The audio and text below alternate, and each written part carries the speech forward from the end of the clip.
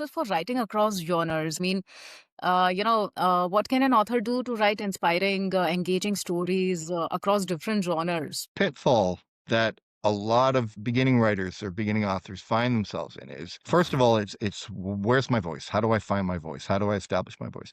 But second, I think is genre. What genre am I going to write in? And to be honest, I've never sweat it. I've never thought about genre. I mean, at all, zero. I mean, I'm labeled as a thriller writer because the bulk of my work has been set and uh, but in my heart, I consider myself a horror writer, But the truth is that I don't pay a whole lot of attention to genre. The story's always first. Genre always ends up just being backdrop. And I think just due to my sort of macabre nature, I tend to, I lean into the darkness a little bit. I hide in the shadows. I like to play in the basements and the attics. But it's not a conscious choice. It's just where my writing naturally leads me.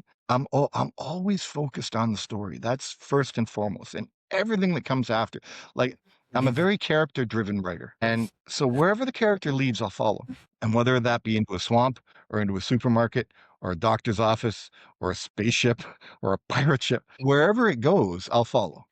Yeah. And I think once I've cracked sort of the first for short stories, say 500 words, I've got a good feel for where we are and what's happening. And then I'll lean a little bit more into genre.